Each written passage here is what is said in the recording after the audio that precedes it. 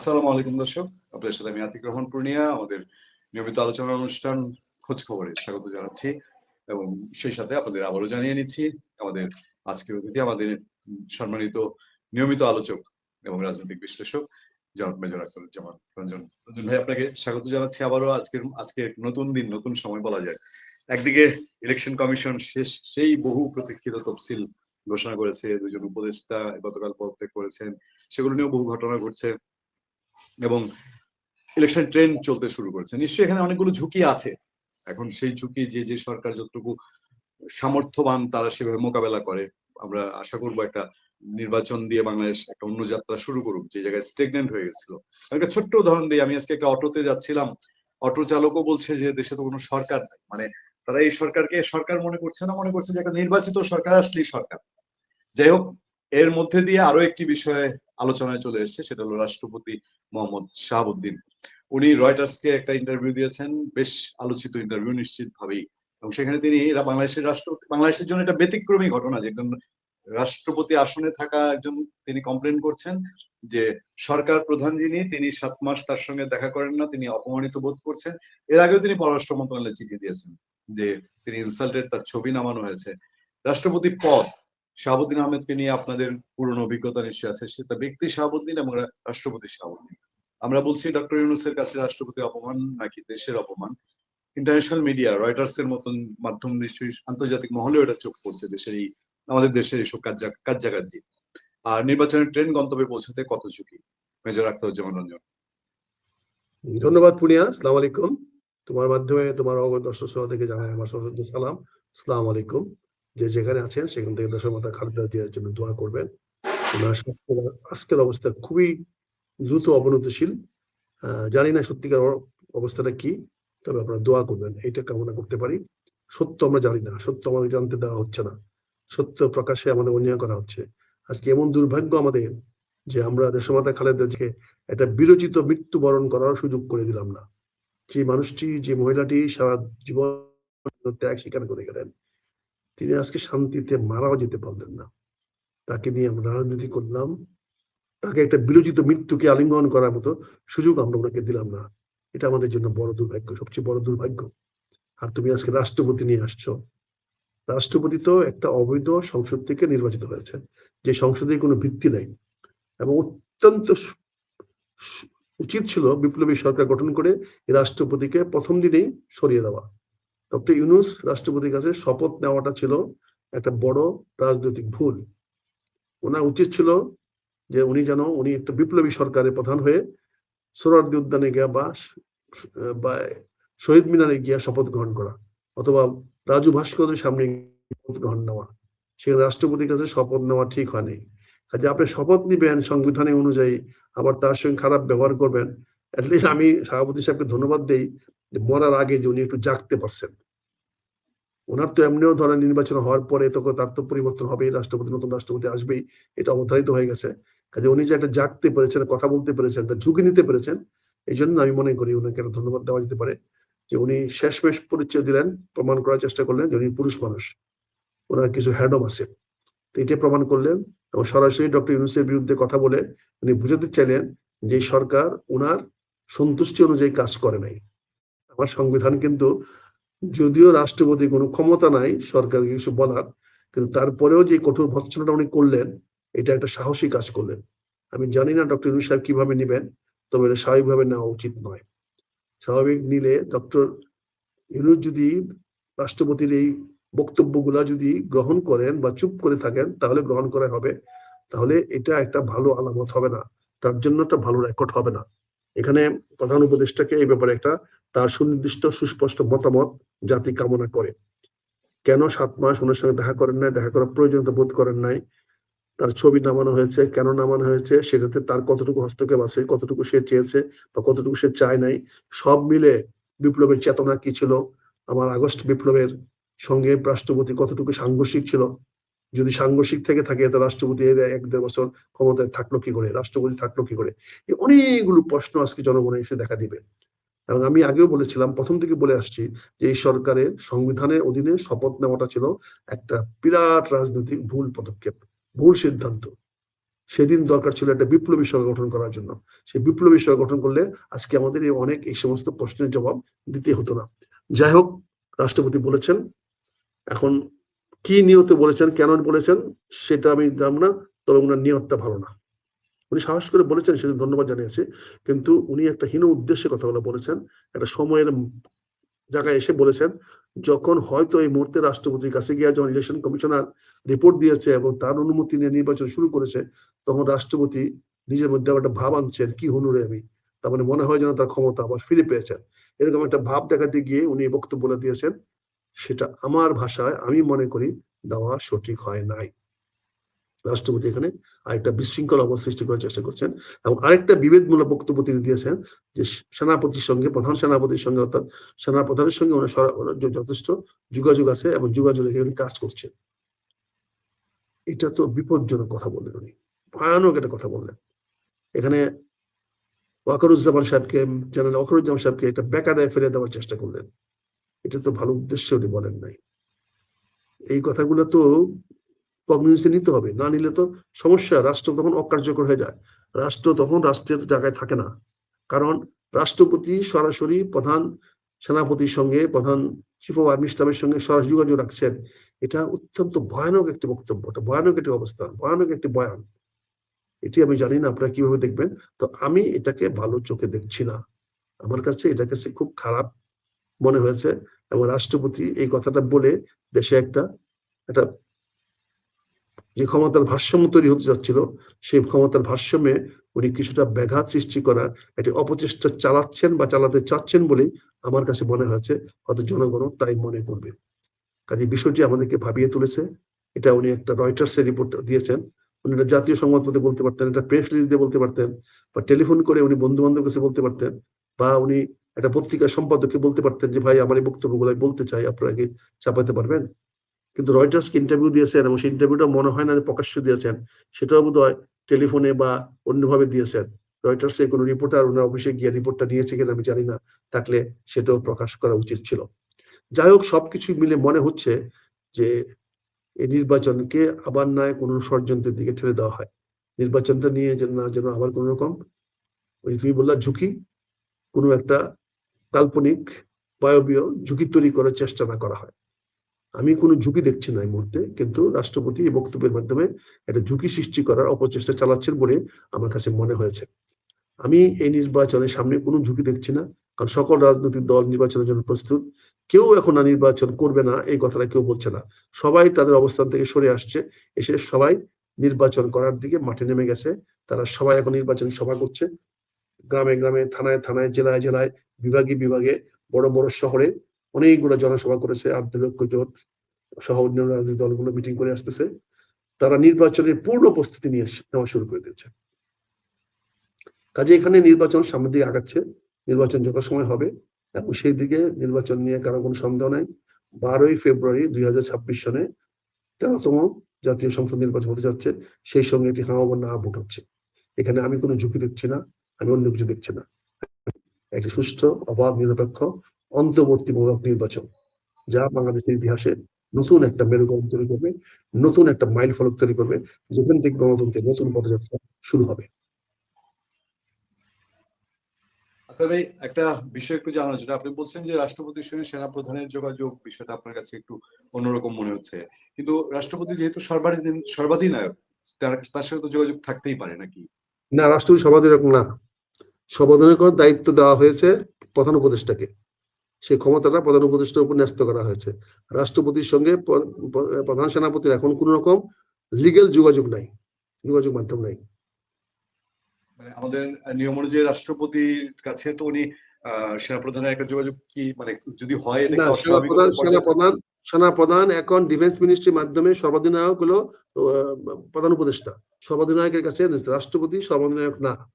সেই সর্বাধিনায়কের দায়িত্বটা শেখ হাসিনা নিয়ে নিয়েছিল, যেটার জন্য প্রধান সেনাপতিরা, প্রধান chief of staff, navy staff, air staff, তারা সবাই সরাসরি প্রধান উপদেষ্টার কাছে দায়ী। এটা একটা বায়বীয় অবস্থা আছে, এটা নট ক্লিয়ার। সংবিধানে এরকম কোনো সুস্পষ্ট এখন কোনো বিধান নাই এবং এটা অনেকটা মৌখিক পর্যায়ে আছে, এটা কোনো সুস্পষ্ট ধারণা নাই। কিন্তু রাষ্ট্রপতি কথাটা বলে এই জিনিসটাকে সামনে নিয়ে আসলো, যাহলে তুমি আলোচনা করার সুযোগ পেলে, আমি দুইটা কথা বলার সুযোগ পেলাম। রাষ্ট্রপতি এই বিষয়টা সামনে নিয়ে আসছেন। এখন এটা নিয়ে হয়তো অনেক আলোচনা হবে, অনেক কথা বলবে। সভাপতির আছে কি নাই, থাকলে কে এবং সেনা প্রধান রাষ্ট্রপতির সঙ্গে সরাসরি যোগাযোগ করতে পারেন কিনা, এই বিষয়গুলো এখন নিয়ে আলোচনা হবে, হতেই পারে মনে হয়, এবং আলোচনা বোধহয় আজ থেকে শুরু হয়ে যাবে। তাহলে একটা জিনিস যদি যে আমরা আলোচনাটা বলি যে আমাদের যে আলোচনার সূচনা তুমি করলা আজকে রাত্রে 11টার সময়। আমরা যদি বলি যে ধরেন রাষ্ট্রপতি যে কথাগুলো বলেছে, উনি বলছে যে ওনার মিডিয়া উইং তুলে নেওয়া হয়েছে, এর আগে তো ছবি সরানোর বিষয়টা আছে। তো আমাদের রাষ্ট্রপতি তো এমনিতেই উনি আসলে এটা একটা অর্নামেন্টাল জায়গা, তার তেমন কোনো কিছু করার থাকে না। তো এখন আপনি যেটা বলছেন যেগুলো হলে, এবং এই সরকারের সময় যেগুলো আমরা দেখেছি, উনি নামাজের আমরা যেগুলো দেখি যে এর আগের সৌজন্য বিষয় যেগুলো ছিল, রীতি, নামাজে যাওয়া, ঈদের নামাজে ওনাকে দেখা যায় না, কনভোকেশন গুলোতে রাষ্ট্রপতি দেখা যেত, সেগুলো দেখা যায় না। তো এই জায়গা থেকে তাকে কি আসলে একরকম অপমান করা হয়নি এই সময়ে? তাকে তো শুধু অপমান করা হয় নাই, আমাদের ইলিয়াস আলী ভাইয়ের মতো তো বউয়ের জুতা মারা হয়েছে। তো উনি পদে কেন বসে রয়েছেন আমি জানি না, কি কারণে পদে একদিন ধরে ধরে রাখলেন। ওনার তো এই পদটাকে অনেক আগে ছেড়ে দেওয়া দরকার ছিল। উনি হঠাৎ করে বললেন যে উনি ছেড়ে গেলে ক্ষমতার ভারসাম্য নষ্ট হবে। তো উনি তো ক্ষমতার কোনো ভারসাম্য না, কোনো ভর না। উনি তো রাষ্ট্রপতি, বাংলাদেশের বর্তমান রাষ্ট্রপতি, বাংলাদেশের রাজনৈতিক ক্ষমতার বা প্রশাসনিক ক্ষমতার কোনো ভর না। এটার উপরে কোনো কিছু নির্ভর করে না। ওনাকে বিভিন্ন সময়ে টিস্যু পেপারের মতো ব্যবহার করা হয়। যখনই কোথাও ময়লা পরিষ্কার করতে হয়, যখনই কোথাও মানে যে কোনো ধরনের ময়লা পরিষ্কার করার জন্য ওনাকে ব্যবহার করা হয়। উনি nothing but A tissue paper. Tissue paper হিসেবে ওনাকে ব্যবহার করা হচ্ছে। ওনাকে ন্যাপকিনের মতো কি বলে ওই যে ওই মানে টিস্যু পেপার বাংলা কি বলে রেখে ওই যে কাগজের মতো ব্যবহার করা হচ্ছে। কাজে উনি তো এটা বুঝেন, জানেন, কিন্তু এতদিন কথা বলেন নাই, কিন্তু এখন কথা বলছেন। এত কথা একদিনে বলা দরকার ছিল কি? উনি একটা কথা বলে যথেষ্ট ছিল যে আমার সঙ্গে প্রধান উপদেষ্টা কোনো যোগাযোগ রাখেন না বা আমার প্রতি ন্যূনতম সম্মান বোধ দেখায় না, এটা যথেষ্ট ছিল। তারপরে ছবি নামাইছে, এটা সবাই জানে। ওরা প্রেস উইং উঠায় তুলছে, সবাই জানে ওরা প্রেস উইং নাই। তো মিলিটারি অ্যাটাচি আছে, তো মিলিটারি অ্যাটাচির মাধ্যমে তিনি কথা বলতে পারেন সেনাপ্রধানের সঙ্গে। সেনাপ্রধানের সঙ্গে সরাসরি কথা বলতে যাচ্ছেন কেন উনি? কি ধরনের কথা বলছেন? এখানে তো এই কথাগুলো তো একটা নতুন একটা চিন্তার খোরাক দিয়েছে, নতুন একটা জিনিস, একটা একটা একটা খটকা বাঁধিয়ে দিয়েছে। এই খটকার তো একটা পরিষ্কার করতে হবে, কি আলাপ করেছেন, কবে আলাপ করেছেন, কি বিষয়ে আলাপ করেছেন, কেন আলাপ করেছেন, কতটুকু আলাপ করেছেন, কতক্ষণ আলাপ করেছেন। এই বিষয়গুলো তো এখন সামনে চলে আসবে, এই বিষয়গুলো তো আলোচনার মধ্যে আসবে। তখন উনি কি বেকায়দা পড়ে যাচ্ছেন না? উনি এই বেকায়দাটা কি ইচ্ছা করে পড়তে যাচ্ছেন, না উনি দেশটাকে একটা বেকায়দায় ফেলার জন্য এগুলা করছেন? এই বিষয়গুলো তো আমাদের চিন্তা করে দেখতে হবে, ভাবতে হবে। এবং এটা নিয়ে নতুন একটা আলোচনার সূত্রপাত তিনি করলেন। সেই সূত্রপাতে আমরা দেখি মিডিয়াতে কি বলে। তবে তুমি আজকে এই রাতের 11টার সময়, রাতের 11ই ডিসেম্বর, তুমি এই বিষয়টা সূত্রপাত তুমি শুরু করলে প্রথম। কাজে আমি মনে হয় যে তুমি পায়োনিয়ার এই বিষয়টি নিয়ে আলোচনা শুরু করার জন্য। তবে আমি এই জায়গাটা আপনি কি মনে করছেন যে এইটার প্রেক্ষিতে বা রাষ্ট্রপতি হঠাৎ করে ইন্টারন্যাশনাল মিডিয়া হয়ে, রয়টার্স হয়ে এই কথাগুলো বলাতে এটার আরো কোনো সুদূর প্রসারী কোনো বিষয় বা প্রভাব আছে? বা যেহেতু নির্বাচনী ট্রেনও অবশ্যই, আজকে থেকে অবশ্যই আছে, অবশ্যই আছে, অবশ্যই আছে। উনি ভারসাম্যটা নষ্ট করার চেষ্টা করছেন। এটার পিছনে উদ্দেশ্য আছে। উদ্দেশ্য ছাড়া তুমি কথা বলবেন না, এতদিন বললেন না কেন? আজকে ইলেকশনের দিন তারিখ ক্ষণ ডিক্লেয়ার করা হলো, তফসিল ঘোষণা করা হলো। উনি আজকে বলছেন ইলেকশনের পরে উনি পদত্যাগ করবেন। ইলেকশনের পরে তো পদত্যাগ করতে হবে না, উনি তো এমনি চলে যাবেন। ওনাকে এমনি কে রাখবে? ইলেকশনের পরে তো প্রথম তো উনি পদত্যাগ করতে বাধ্য হবেন। উনি আগে থেকে বলে রাখছেন, ভালো কথা, সুন্দর কথা যে উনি পদত্যাগ করবেন। আগে থেকে উনি বলে রাখছেন যাতে ওনার জীবনের উপর হানি না হয়, ওনার উপরে কেউ হামলা না করে বা কেউ বাধ্য না করে। উনি এই জায়গাটা পরিষ্কার করেছেন, এটা একটা ভালো জিনিস। তার সঙ্গে এতগুলা কথা বলা দরকার ছিল কি? এতগুলা কন্ট্রোভার্সিয়াল কথা বলা দরকার ছিল কি? ওনার এই প্রধান উপদেষ্টার বিরুদ্ধে এলিগেশন আনার দরকার ছিল কি? প্রধান উপদেষ্টা কি উনি কি নিজে ইচ্ছাতে ওনার সঙ্গে কথা বলছেন না? উনি তো একটা পরিবেশের কারণে কথা বলছেন না। একটা পরিবেশের কারণে উনি বাধ্য হচ্ছেন রাষ্ট্রপতির সঙ্গে যোগাযোগ না রাখার জন্য। আর যেখানে রাষ্ট্রপতির সঙ্গে সেনা প্রধানের যোগাযোগ হচ্ছে প্রতিনিয়ত, তাহলে রাষ্ট্রপতিকে যদি রাষ্ট্রপতি প্রশ্ন করে আপনি সেনা প্রধানের সঙ্গে কি বলছেন আমাকে বলেন, তখন একটা ত্রিমুখী লড়াই শুরু হয়ে যাবে না? তো এই বিষয়গুলো তো এখানে আনা দরকার ছিল না। ইনি ভালো কথা, উনি নিজের থেকে ভলান্টিয়ার হয়েছেন যে আমি নির্বাচনের পর পরে আমি পদত্যাগ করব। Very good, very welcome statement, very একটা স্বাগতক বক্তব্য, সুন্দর বক্তব্য এবং অত্যন্ত প্রণিধানযোগ্য বক্তব্য, এবং এটা একটা ধন্যবাদ পাওয়ার বক্তব্য। তার সঙ্গে উনি এতগুলা কথা বাড়ালেন কেন? এই কথাগুলো তো ইঙ্গিত বহন করে, প্রতিটা কথা তো একটা খারাপ আলামত তৈরি করার একটা অবস্থা তৈরি করে, মানুষের মধ্যে সন্দেহের যোগান দেয়, সন্দেহ সৃষ্টি করে। এই কথাগুলো ওনার বলা ঠিক হয় নাই, সেটাই আমি বিনীতভাবে বলার চেষ্টা করছি। একটা মানুষের যদি রাষ্ট্রপতির মতো পদে ওনাকে আপনি যেগুলো বলছেন ডক্টর ইউনূস সাহেব যেগুলো করেছেন বা ওনার সঙ্গে 7 মাস দেখা না করা প্লাস অন্যান্য রাষ্ট্রীয় আনুষ্ঠানিকতায় দেখা না যাওয়া, এই বিষয়গুলো ওনাকে দিয়ে অনেক অধ্যাদেশ পাশ করা আনুষ্ঠানিকতা তো করতে হয়েছে। সেই ক্ষেত্রে এই মানুষ এই পদটিকে এইভাবে, এটা কি খারাপ দৃষ্টান্ত হলো না যে ডক্টর ইউনূস সাহেব কোন পরিস্থিতি, এমন কোন পরিস্থিতি হবে যেটার জন্য রাষ্ট্রপতি পদটাকে সারা বাংলাদেশের ইতিহাসের জন্য একটা এই ধরনের সিচুয়েশন করতে হবে? এখন তো বাজারে শ্রুতি আছে, একটা অধ্যাদেশ রাষ্ট্রপতি দস্তখত করে নাই, এটা রাষ্ট্রপতি ক্লিয়ার করলেন না কেন? এটা বললেন না কেন? যতগুলো অধ্যাদেশ জারি হয়েছে অধ্যাদেশের ব্যাপারে ওনার অবস্থান কি? ওনার নামে যে রাষ্ট্রপতি অর্ডার পাবলিশ হয়েছে, প্রেসিডেন্সিয়াল অর্ডার হয়েছে, এই ব্যাপার তো উনি পরিষ্কার করলেন না। উনি তো এটা বললেন না। উনাকে তো সশস্ত্র বাহিনী দিবসে দাওয়াত দেওয়া হয় নাই, তো উনি কি সেই কথাটা কেন বললেন না? উনি তো আর্ম ফোর্সেস ডেতে ওনাকে দাওয়াত দেওয়া হয়েছিল পতাকা উত্তোলন করার জন্য, তো বিকালে দাওয়াত দিলেন না, ওনার দাওয়াত দেওয়া হলো না কেন রিসেপশনে? এইগুলো নিয়ে তো প্রশ্ন করেন নাই। ওনাকে ঈদের নামাজ পড়তে দেওয়া হয় নাই, কোরবানি ঈদের নামাজ পড়তে দেওয়া হয় নাই, জাতীয় জাতীয় ঈদগাতে। এই ব্যাপারে তো উনি মুখ খোলেন নাই, কথা বলেন নাই। আজকে নির্বাচনের দিনে কেন উনি ডাইভার্ট করলেন ওনার মনোযোগটা? নির্বাচনের যখন মানুষ সবাই নির্বাচন নিয়ে ব্যস্ত, এখন উনি ডক্টর ইউনূসের বিরুদ্ধে এত বড় এলিগেশন কেন আনলেন? ওনার ডক্টর ইউনূসের সঙ্গে 7 মাসের মধ্যে এই এলিগেশন আনার সময় পেলেন না? মানে আজকে কেন এই ইলেকশনটা আনলেন? তার মানে ওনার উদ্দেশ্যটা ঠিক নয়, আমি সেটাই বলার চেষ্টা করছি। ডক্টর ইউনূস সাহেবের বিরুদ্ধে উনি 7 মাস পরে কেন এই অভিযোগটা আনলেন? সেই দিন যেদিন উনি ইসি ওনার সঙ্গে সম্মানের সঙ্গে দেখা করেছে এবং ইসিকে উনি সন্তুষ্ট প্রকাশ করেছেন এবং ইসিকে নির্বাচনের তারিখ ঘোষণা করার অনুমতি দিয়েছেন। সেইখানে তিনি হঠাৎ করে আসিয়া প্রধান উপদেষ্টা সম্বন্ধে নেতিবাচক বক্তব্য কেন দিলেন? এটা কি ওনার সঠিক হয়েছে? এটা তো উনি উনি উনার ফায়দাটা কি হবে? উনি প্রধান উপদেষ্টাকে প্রশ্নবিদ্ধ করে প্রধান উপদেষ্টার ইমেজ বা তাকে জবাবদিহির মধ্যে এনে উনি কি ফায়দা নিতে যাচ্ছেন? উনি কি সুবিধা নিতে যাচ্ছেন? উনি কি আমি পদত্যাগ করবো বলে কি উনি পদত্যাগ করবেন না, এই ধরনের পরিবেশ সৃষ্টি করতে চাচ্ছেন? আমি তো এগুলো বুঝতেছি না। কিন্তু যাই কিছু বুঝি, উনি ভারসাম্য নষ্ট করার চেষ্টা করছেন। আমি আরেকটা কি পয়েন্ট একটু আপনার কাছে জানতে চাই, আপনার ধারণা কি? ধরেন এই বিষয়টা যেরকমই হোক, আমি যদি বলি যে হ্যাঁ ডক্টর ইউনূস সাহেব একটা পরিস্থিতির কারণে ওনার সঙ্গে দেখা করেননি 7 মাস বা মূল্যায়ন করেননি তার সরকার বা এই রাষ্ট্রপতি পদটাকে অপমানিত করেছে, আবার এমনও তো হতে পারে যে রাষ্ট্রপতিও এখন তিনি সেই সিচুয়েশন মনে করছেন যে এখন আমার বলা যায়। এইটার ক্ষেত্রে একটা জিনিস একটু খেয়াল করবেন আক্তার ভাই, যেহেতু যতগুলো নিউজ সবগুলোতে রয়টার্সও বলছে এটা হোয়াটসঅ্যাপের মাধ্যমে তিনি ইন্টারভিউটা দিয়েছেন। এটা কিন্তু একটা রাষ্ট্রপতির পদে, রাষ্ট্রপতির মতো একটা পদে হোয়াটসঅ্যাপে ইন্টারভিউ, এটা খুব ব্যতিক্রমী ঘটনা। এবং তাহলে সিচুয়েশন কি যে উনি প্রেস উইং এর মাধ্যমে বলেননি, ওনার কোনো স্টাফ দিয়ে কোনো ইন্টারভিউ, ইমেইলে না, ইমেইলেও হয় আমরা দেখেছি শেখ হাসিনার ক্ষেত্রে হচ্ছে, রাষ্ট্রপতি হোয়াটসঅ্যাপে একটা ইন্টারন্যাশনাল মিডিয়াকে ইন্টারভিউ দিয়েছেন। এটা কি একটু সিগনিফিকেন্ট মনে হয় না আপনার কাছে? হোয়াটসঅ্যাপে উনি ব্যক্তিগত কানেকশনে দিয়েছেন, সেটা আজকের এই মডার্ন যুগে এটা আমি কোনো অপরাধ হিসেবে দেখবো না। তবে উনি এই মুহূর্তে কেন দিলেন, এই মুহূর্তে কেন বললেন, এটা নিয়ে আমার একটা প্রশ্ন আছে। উনি এখানে একটা ইচ্ছাকৃতভাবে একটা পরিবেশটাকে নষ্ট করার চেষ্টা করছেন। এই নির্বাচনী পরিবেশটাকে এখানে একটা ঘোলাটে করার চেষ্টা করছেন। এখানে নির্বাচনের মধ্যে একটা অন্য কোনো কিছু ঢুকানোর চেষ্টা করছেন।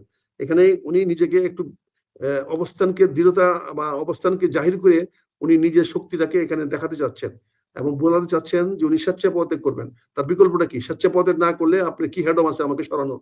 এটাও থ্রেট হতে পারে। এটাও এক ধরনের থ্রেট হতে পারে। তাহলে আমি তো তো বলছি খুবই সাংঘাতিক, যদি এই ধরনের হয় তাহলে খুব সাংঘাতিক, অ্যালার্মিং। সাংঘাতিক, আমি তো বলছি সাংঘাতিক। ওনার এই বক্তব্যগুলোতে এত হালকা করে দেখা যাবে না। হালকা করে আমি দেখার কোনো সুযোগ পক্ষ নেই। নিয়ে বলছি না, সব যে পুরো ৩ টা দেশের জন্য রেফারেন্স অ্যালার্মিং। দিয়েছে, উনি যে ৩ কি টা হয় না হয় রেফারেন্স বলা দিয়েছে, যাবে না এরকম। ৩ টা রেফারেন্স দিয়েছে, ৩ টা উদ্দেশ্য প্রণোদিত এবং অনেক একটা মহা বিপদ সংকেত উনি মাধ্যমে প্রকাশ করেছেন। সামনে একটা মহা সতর্ক সংকেত দিয়েছেন এবং উনি বলার চেষ্টা করছেন যে রাষ্ট্রপতি হিসাবে উনাকে অনেক অপকার করা হয়েছে, অনেক অপমান করা হয়েছে, আর উনি অপমান সহ্য করবেন না। এই ধরনের একটা প্রচ্ছন্ন হুমকি উনার বক্তব্যের মধ্যে আমরা পাই।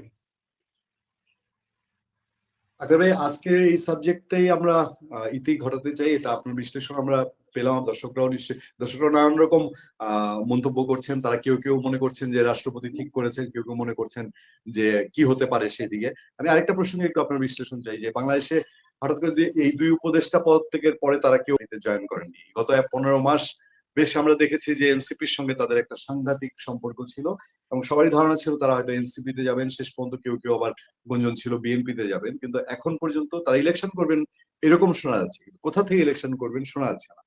এইটা কি, যেহেতু তারা উপদেষ্টায় ছিলেন এবং এই আলোচনাও আছে যে মাহফুজ আলম উনি পদত্যাগ করতে চান নাই, উনি চেয়েছিলেন সরকারের থেকে যেতে।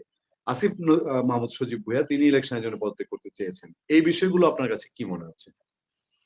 এটাও এক ধরনের মনস্তাত্ত্বিক অবস্থা তৈরি করছে।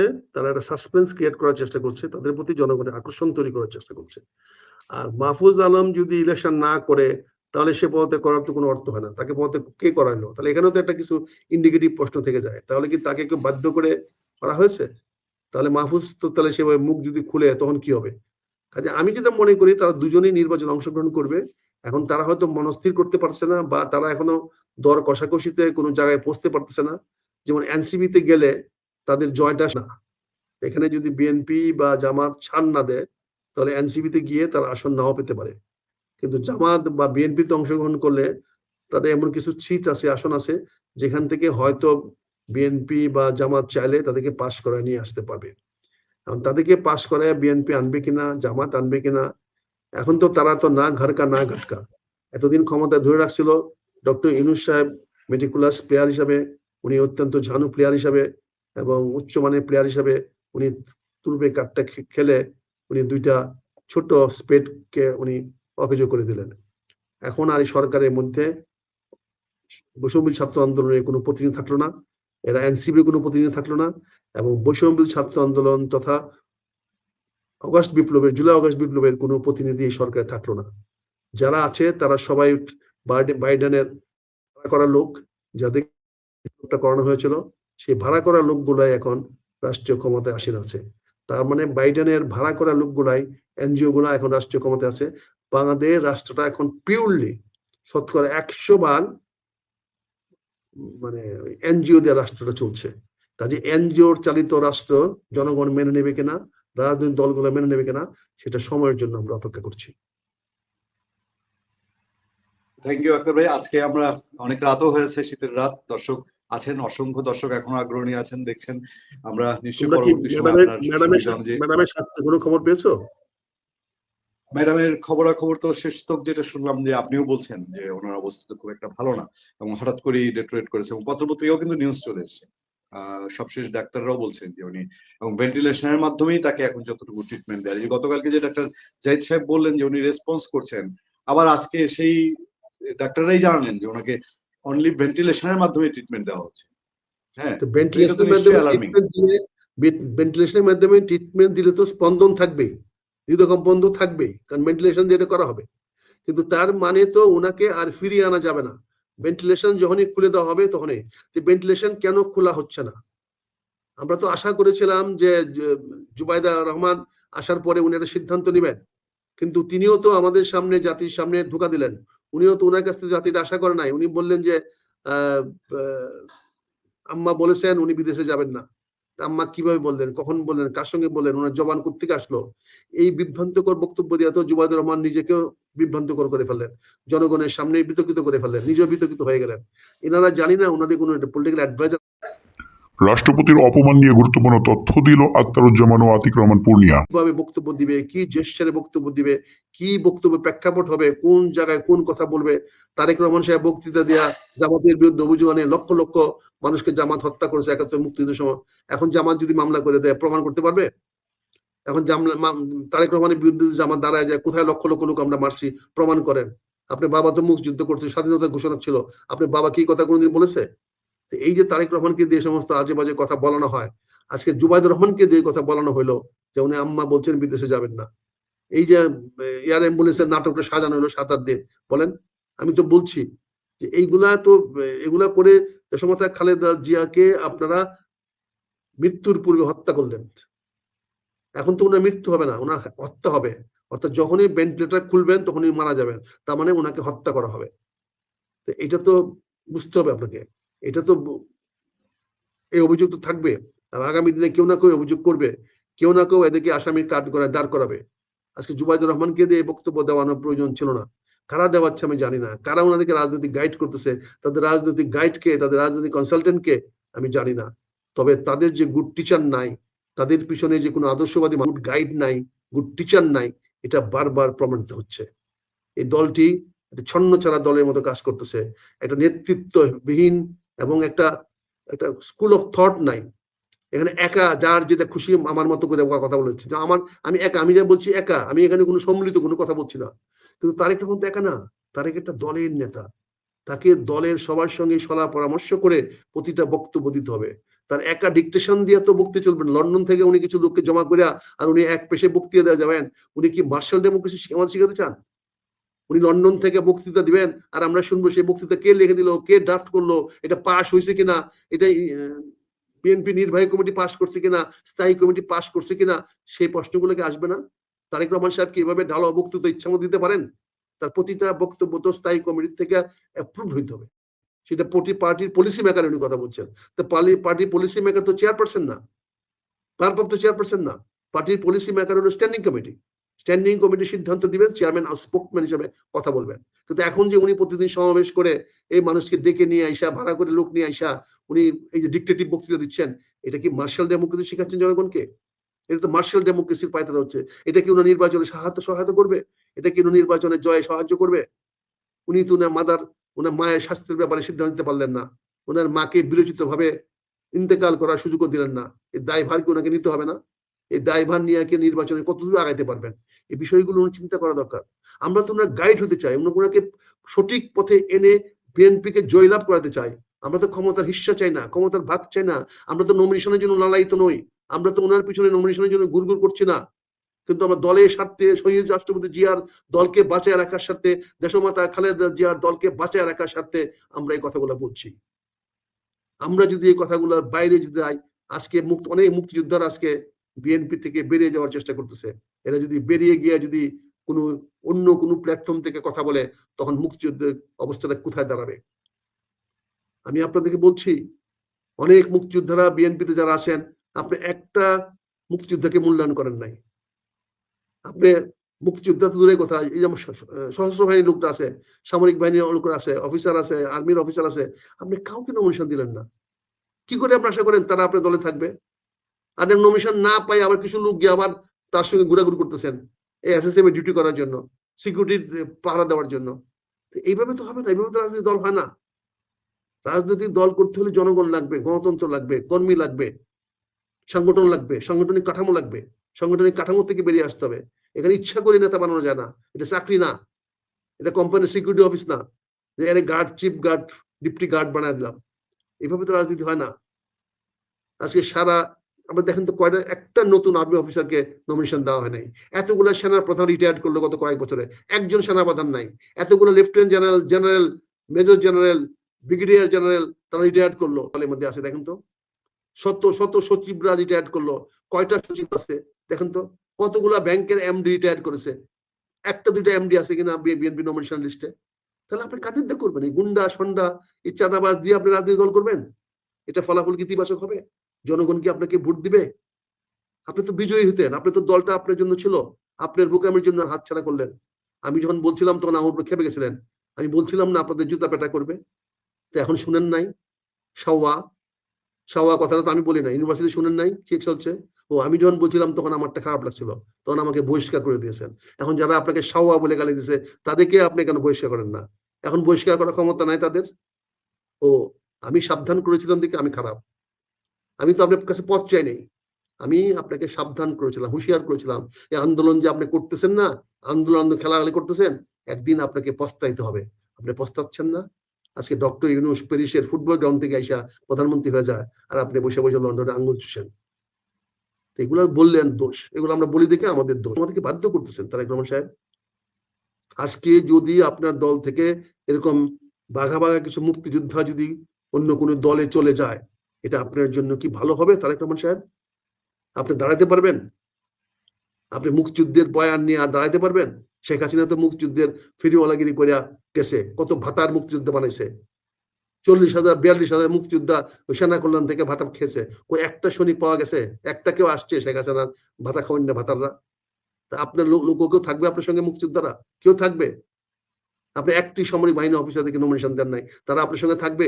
কিছু হয়তো থাকবে, চাকরি বাকরি নাই, বেকার ঘুরতেছে। আচ্ছা, এসএসএফ চাকরি, আপনি সিএসএস বানাইছেন, সিএসএস চাকরি পাইলে হয়তো তারা কিছুদিন চাঁদা মাদা খাইয়া চলতে পারবে। সবাই তো এরকম না, সবাই তো আত্মসম্মান নিয়ে চলে, তাদের তো আত্মসম্মান আছে, তারা তো আপনার কাছে হিসেবে মাথা বিক্রি করবে না।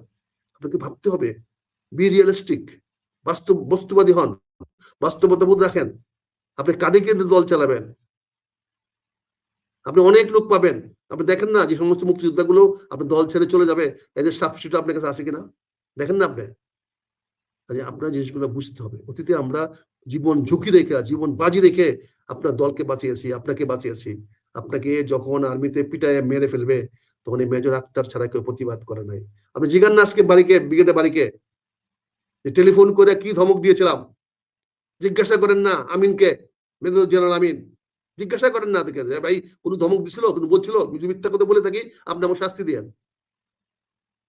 সেদিন তারেক রহমানের জন্য কথা বলার জন্য আমি অধম ছিলাম, আর কেউ ছিল না আপনার জন্য। ভাই সাহেব, সাসামিয়া, আপনার লাগে আর কেউ ছিল না। আঙ্কেল, আপনার জন্য কে ছিল না আমার চেয়ে বেশি কেউ জানে না। আপনি জানেন না? আমার জন্য 1 কাপ চা অর্ডার দিছিলেন, সেই চাটা আমি খাইতে পারি নাই। চাটা হইতে হইতে কত লোক আসছিল, কত 3.5 ঘন্টা আমি আর্মির সঙ্গে একা ফাইট করেছি, কিন্তু কোনো একজন এমপি আসে নাই আপনার পাশে। কিন্তু যখন আর্মি চলে, কাদের কল্লোল জিজ্ঞাসা করেন, এখনো বেঁচে আছে কাদের কল্লোল, বিবিসি সাংবাদিক, তার স্টেটমেন্টের পরে কি হয়েছে, ম্যাডাম কোথায় বলে স্টেটমেন্ট দিয়েছিল, তারপরে আমি কিন্তু চা খেতে পারি নাই। আপনার ঘর ভরে গেছিল সকল এমপিরা, কিন্তু এমপি আর্মি যাওয়ার আগ পর্যন্ত একটা এমপি আপনার কাছে আসার সাহস দেখায় নাই। ভুলে যান না আঙ্কেল, এত নাফরমান হয়েন না, এত এত নিজেকে এত বড় মনে করেন না। আপনাকে আমরা পাল্লা পুষে বড় করছি, আপনাকে আমাদের ভবিষ্যৎ দেখার জন্য করেছি, আমাদের ভবিষ্যৎ নষ্ট করার জন্য না। আপনি সালাউদ্দিনকে আপনি নেতা বানান, সালাউদ্দিনের বাড়িটা মনে রাখেন কক্সবাজারে। কক্সবাজার থেকে এসে বাংলাদেশের নেতাগিরি করা বাংলাদেশের অনেক এলাকার মানুষ মেনে নেবে না, এটা মনে রাখেন। ভৌগোলিক অবস্থান রাজনীতিতে একটা বড় জিনিস। আপনার বাড়ি বগুড়া, যেহেতু জিয়াউর রহমানের বাড়ি বগুড়া, জিয়াউর রহমান, সেই জন্য বগুড়ার মানুষ আপনাকে আপন মনে করে। গোপালগঞ্জের মানুষ মানে আওয়ামী লীগ করে না, কিন্তু গোপালগঞ্জের মানুষের মধ্যে একটা অবস্থান কি, তারা বঙ্গবন্ধু সৈনিক।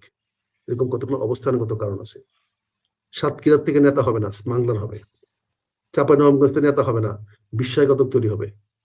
এমন কক্সবাজার থেকে নেতা তৈরি হবে না, রোহিঙ্গা তৈরি হবে, দুর্নীতিবাজ তৈরি হবে, স্মাগলার তৈরি হবে। ডোন্ট ফরগেট দিস, এগুলো মনে রাখতে হবে।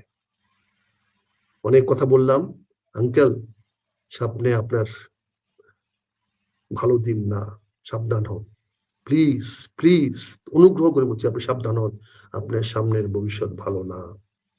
আমরা চাই আপনার দল জয়লাভ করুক, আপনি ক্ষমতায় আসেন, এটা আমার ইচ্ছা, আমি চাই।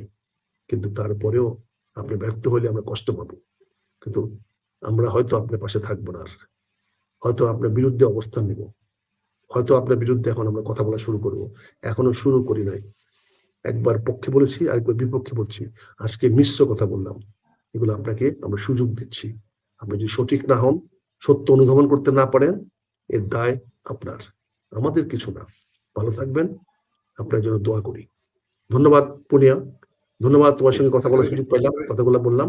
আর কিছু বলার আছে? ধন্যবাদ। আমরা দেশ বিদেশে অসংখ্য খবর পাচ্ছি, বিভিন্ন দিক থেকে মানুষ খুব কোয়ারি করছে রাষ্ট্রপতি এটা কি তার পদত্যাগেরও ইঙ্গিত কিনা, বা পদত্যাগ করতে যাচ্ছেন এই টাইপের বিষয় কিনা, এবং এটা নিয়ে একটা গুঞ্জন চলছে। আজকে নির্বাচন তফসিল যেখানে সবচেয়ে বড় আলোচিত ইস্যু থাকতো, আমরা নিশ্চয়ই চোখ রাখবো, আপনার কাছ থেকে আরো বিশ্লেষণ জানবো। ডাক্তার ভালো থাকবেন, সুস্থ থাকবেন, অসংখ্য ধন্যবাদ জানিয়ে এবং আপনাকে সালাম জানিয়ে আজকের মতো অনুষ্ঠান এখানে শেষ করছি।